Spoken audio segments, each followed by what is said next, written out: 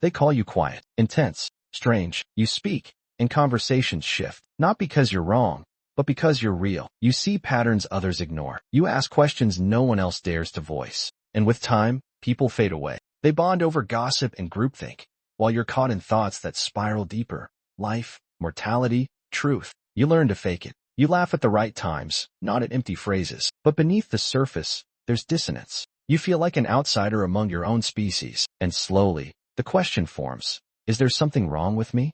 But what if the world simply isn't made for minds like yours? The 19th century German philosopher Arthur Schopenhauer believed that intelligence, true, piercing intelligence, is isolating. Not because it's elite, but because it's honest. And honesty unsettles the comfortable illusions people cling to. This video dives into the cold truth Schopenhauer uncovered. Why the most intelligent are often the most isolated. And why your loneliness might be the clearest sign of an extraordinary mind. It starts young. You're surrounded by classmates, yet you feel disconnected. Not superior, just detached. While others chatter about nothing, you're wondering about everything. Why do people lie to fit in? Why does everyone pretend so much? Why does existing sometimes feel like observing? This is the beginning of the silent exile that haunts deep thinkers, not the kind rewarded by grades or praise, but the kind that sees too clearly, feels too deeply, and can't ignore the inconsistencies of life. You notice when people say one thing and do another. You pick up on subtle cues others miss. And slowly, you stop sharing your thoughts. You've learned that truth disrupts, that too many questions make people uncomfortable. So you shrink. You smile when you're supposed to. You agree when it's easier. But the cost is heavy. It builds slowly, a quiet ache. The pain of censoring your mind to preserve shallow peace. People misunderstand you. They think you're cold, aloof, arrogant. But you're just tired. Tired of translating your thoughts into something palatable. Tired of pretending the trivial matters when you know it doesn't. This is the paradox. Society claims to love intelligence, yet it recoils from its real consequences. We romanticize genius, but reject the discomfort it brings. Because intelligence doesn't just solve problems, it dismantles illusions.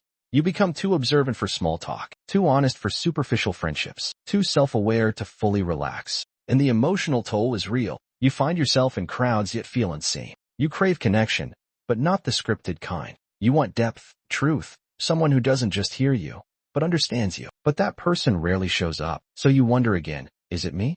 It's not. What you're experiencing isn't failure, it's friction. A mind that doesn't fit into a world built on conformity. And Schopenhauer predicted this. He saw that most people prefer comfort over clarity, appearance over authenticity. He called it the herd instinct, the psychological pressure to think what others think, do what others do, believe what others believe. Not because they're stupid, but because independent thought threatens social order. And intelligent people? They don't worship the herd. They question it. When you ask, why? People flinch. When you point out contradictions, they push back. When you step outside the script, you're labeled difficult, negative, disruptive. It's not logic, it's survival. In classrooms, the quiet observer who questions the rules gets punished, not for being wrong, but for seeing too much. In offices, the one who challenges inefficiencies is dismissed as a troublemaker. On social media, nuance is ignored. Depth is drowned by dopamine-driven content. Complexity is punished. So what happens to people like you?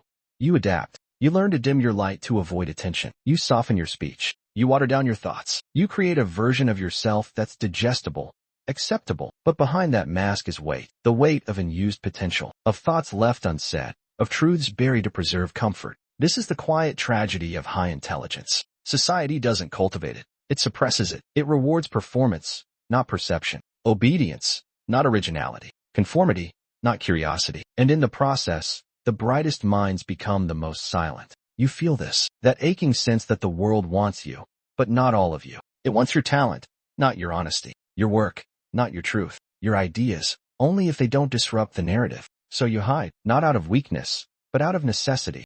And here lies the cruel irony.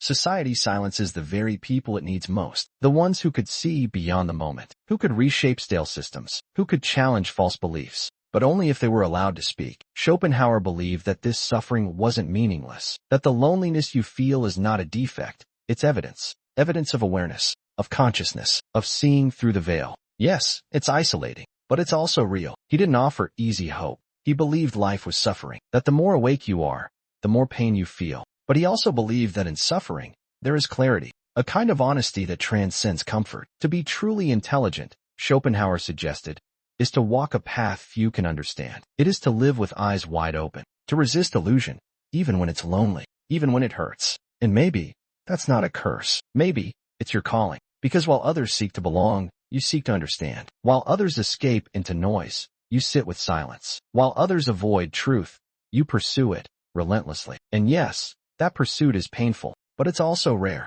And in a world that punishes rare minds, yours is more needed than ever.